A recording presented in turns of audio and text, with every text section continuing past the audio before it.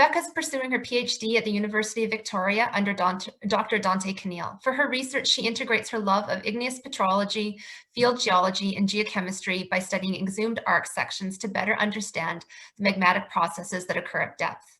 Her current research focuses on arc magma wall rock interactions within the Jurassic Bonanza Arc on Vancouver Island. Outside of her research, she is an avid runner, baker, and cat mom to Owen and Jack. Rebecca is also a 2020 Geoscience BC scholarship recipient. Good morning, Rebecca, and over to you. Okay, so you can hear me and share screen. Oh, I gotta get to the start of my... Okay, thank you so much for that introduction and for having me here today. So my name is Rebecca Morris. I'm a PhD candidate at the University of Victoria and working with Dante Keneal. Today I'm just going to go over what I'm referring to as cryptic magmatic skarn of the Mariwada deposit here on Vancouver Island. So just to give you sort of an idea of where my research sits, I'm looking at magma carbonate interactions. So this is where magmas are intruding some carbonate rock. These reactions are very volatile rich, they're very reactive, and there's basically these very extreme sort of chemical exchanges between the limestone and the silicate melt. So when this happens, essentially the limestone wants to dump a bunch of calcium and CO2 into a magma, and the magma wants to dump a bunch of silica and water into the limestone. And these reactions and the fluid mobilization is much more obvious within the wall rock, so the carbonate. And this is just a photo showing some what's called exoskarn mineralization within the wall rock. This is a magnetite and fine-grained garnet and epidote mineralization. And surrounding this little sort of dikelet is a thermal aureole where you can see some of the recrystallized calcite. And then within this aureole itself, it's very obvious where there's mineralization just from just in the outcrop itself. Whereas what I'm interested in is really the sort of intrusions, whether they're dikes or plutons, and how the fluids and the elements are transferred into those intrusions. So in the field, this is not obvious. What I'm going to show you today is basically a gabbro pluton that I'm working on. This photo just looks like probably regular gabbro, but it is quite pegmatitic, and maybe you walk around the site and you just see more gabbro with slightly different textures.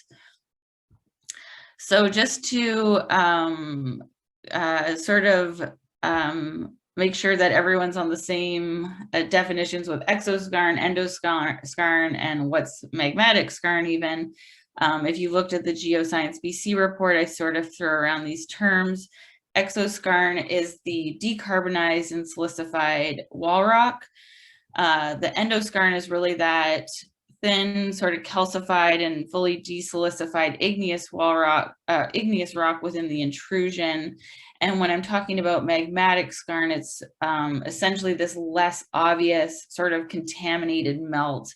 But for the purposes of the talk today, if you're just if it's endoskarn or magmatic skarn, that's great. I just want people to think about reacted magmas. And historically, most of the attention has really focused on mineralization and deposits within the wall, within the carbonate, within the exoskarn. But I'm just going to show some very simple geochemistry today as to why the endoskarn and magmatic skarn are likely economically interesting and important as well. So the work I'm doing is focused here on Vancouver Island on the Jurassic Bonanza Arc. This map is just showing the units of the Jurassic Bonanza Arc in purple. These are the plutonic and volcanic rocks associated with the arc. Very simple schematic. This arc was built on and intruded a carbonate unit, the Quatsino limestone, which in some areas gets over 1 kilometer in thickness. It's overlain by the Parson Bay Formation, which is a calc-silicate and also carbonate-rich formation. So wherever this arc magma basically interacts and reacts with the carbonate wall rock, it's going to form skarn mineralization. And throughout Vancouver Island, there's a number of localities where this reaction is evident in outcrops. So Vancouver Island is a great place to study these magma carbonate interactions for sure. And I've just picked, right now I'm studying one locality in detail, the Mary Widow site up in the northern part of the island. So Mary Widow Mountain, this is just a regional map of the geology. A lot of the previous mapping is done, the groundwork is done by others.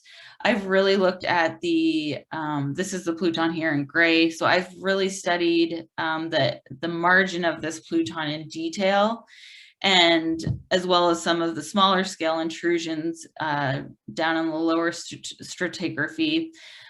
This kind of linear contact aureole that I've sort of depicted along the margin of the pluton looks linear here, but it's actually highly irregular.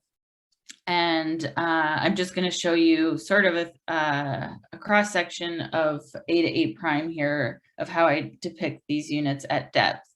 So there's historical drill core on site that allows me to interpret the field relationships at depth, as well as outcrops and field mapping that I've done. And again, this sort of extent of the aureole of the reacted pluton, I've really just based on some calcium-rich cumulates that are very odd in the outcrop, as well as pegmatitic gabbro, which is suggestive of fluids. And I'm just going to show you today some of the bulk rock geochemistry from the drill core that basically just intercepts sort of the first 20 to 30 meters of this pluton, as well as some of the outcrop samples collected.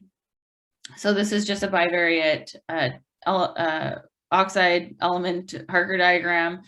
The Bonanza arc, regular Bonanza arc rocks, both plutonic and volcanic, are in gray here. The Mary Widow rocks are in red, and the drill core is these open circles. So this is drill core collected historically back in 2006, 2007, and it's publicly available. It's not very convincing here, but the drill core does get up to quite high calcium levels where they're actually considered ultra-calcic. If you look at the iron contents, especially in the drill core, we see very elevated iron, and this is with decreasing silica. And to me, that makes sense because the margin is essentially wanting to dump silica into the wall rock, and it's essentially becoming undersaturated in silica. Titanium is very high. With decreasing silica, and most interesting to me is phosphorus. So the drill core, as well as some historical samples collected by Ray and Webster back in the 90s, and one sample that I've collected have extremely high phosphorus, and this is also generally with decreasing silica. So because I have one of these sampled, this is one of my mafic cumulates that I've collected along the margin. They're, again, very unique. This is just a thin section of one of these cumulates. You can see it's, yes, very hydrothermally altered. However, some of the accessory minerals, like all of these apatites, as well as the titanite is just forming kind of these little caps on the apatite grains, are still look very fresh. So we attribute, obviously, the high phosphorus in these marginal drill core and cumulate samples from the high abundance, modal abundance of apatite. And sort of next steps, unfortunately, there's I still need to look at now trace elements and rare earth element abundances. So there's other consultants working on the site that have just kind of gone around and collected sort of random outcrop gabbro samples. They all sit in this lower phosphorus concentration. Phosphorus does correlate with rare earth elements. So if I essentially extrapolate that relationship to the concentrations I'm getting in my cumulates along the margin, I would expect to have well over 1,000 ppm in rare earth elements within those cumulates. So this is sort of I guess a plug to indicate that the marginal gabbros at Mary Widow might in fact be a rare earth element target for some of these critical metals. And this is sort of the work that I'm working on right now, collecting more cumulates and analyzing them for these trace elements. And just last plot here to give you sort of a spatial view. I apologize that the symbols have changed, but the drill core shown in red here and the outcrop samples I've collected are in green and white. And this just gives you an idea of how spatially the concentration changes from the margin. So again, these drill core samples, this geochemistry is just publicly available. You can see this increase in in phosphorus away from the margin. Basically, within 20 meters, there's a ton of phosphorus, and it relates to the cumulate that I've sampled at a bit of a distance from the margin. And this correlates with cobalt and potentially other elements that we just need to look at. So this drill core chemistry is limited to obviously what they sampled and tested for back in 2006. But I guess I'm encouraging interest in drilling efforts at the site into the endoskarn currently. So with that, I'll just summarize. I'm from Mary Widow, the Mary Widow study. I see iron, titanium, and phosphorus enrichment within those marginal gabbroic rocks compared to just generic bonanza arc trends. I interpret that the apatite, magnetite, and titanite enrichments in these marginal gabbros are due to the limestone magma interactions at the site.